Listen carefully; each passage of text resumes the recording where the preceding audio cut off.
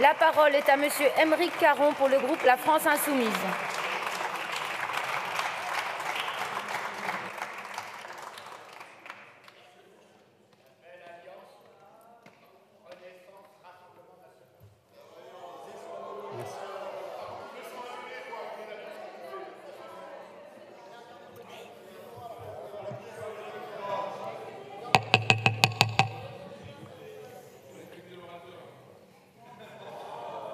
Madame la Présidente, Madame la Ministre, chers collègues, au peuple palestinien, on a confisqué les terres, les maisons, la liberté, les droits.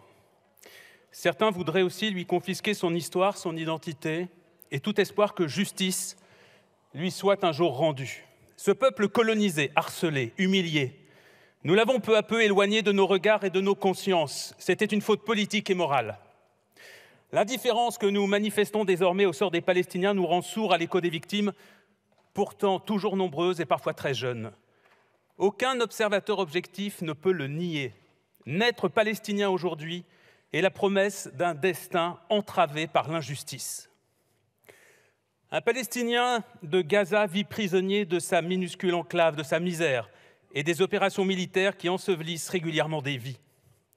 Un Palestinien de Cisjordanie peut être arbitrairement privé de son habitation, de son terrain, de ses cultures. Ses déplacements sont contrôlés, limités. Il a moins de droits que les colons de plus en plus nombreux que l'armée israélienne protège. Un Palestinien de Jérusalem-Est peut aussi être expulsé de chez lui et s'il bénéficie de droits sociaux, il ne possède pas de droits politiques complets.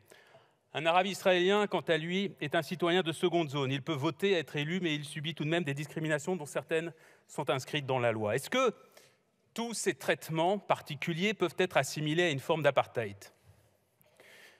C'est l'avis de plusieurs organisations des droits humains comme Amnesty International, Human Rights Watch ou B'Tselem, lesquelles s'appuient sur la Convention des Nations Unies sur le statut et sur le statut de Rome de la Cour pénale internationale. C'est aussi l'avis de certains intellectuels israéliens, comme le journaliste Gideon Levy, qui écrit ceci. « Il n'y a plus aucun moyen de contester le diagnostic d'apartheid. N'y a-t-il pas d'oppression systématique, pas de domination, pas d'actes inhumains? Ils se produisent chaque nuit, même s'il n'y a personne pour le signaler et personne qui veuille le savoir.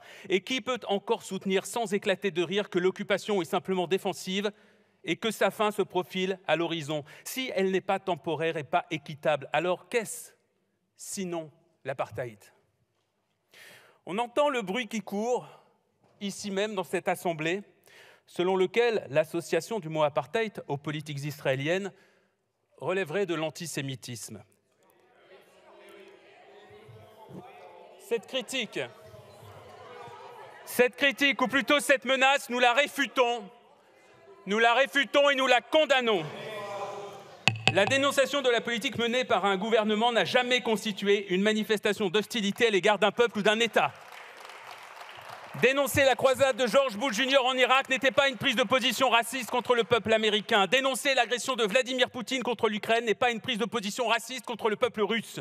De la même manière, dénoncer le caractère belliqueux et illégal de décisions prises par le gouvernement israélien n'a aucun rapport avec la stigmatisation d'un peuple ou d'une religion. Et il faut le dire sans détour, ceux qui veulent faire croire le contraire jouent avec le feu.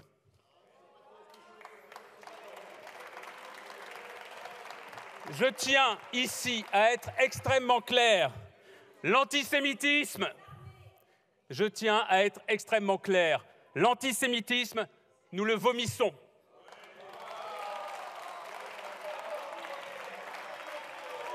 L'antisémitisme, nous le haïssons. C'est pourquoi nous ne tolérerons pas que la lutte intraitable qu'il convient de lui opposer soit instrumentalisée à des fins politiciennes qui nuisent au combat contre l'antisémitisme réel. Nous sommes du côté de la justice et du droit, en l'occurrence ici du droit international. Combien de résolutions l'ONU a-t-elle adoptées pour dénoncer l'occupation et la colonisation israélienne, résolutions pourtant restées sans le moindre effet? C'est le droit précisément qui autorise l'appel au boycott des produits venus d'Israël. Cette option est une arme classique d'influence qui relève de la liberté d'expression. La Cour européenne des droits de l'homme l'a d'ailleurs reconnu. Pourquoi pourrait-on appeler au boycott de produits américains, français, chinois et pas israéliens? Ça n'a aucun sens. Pour conclure, la résolution proposée par le groupe GDR nous semble imparfaite.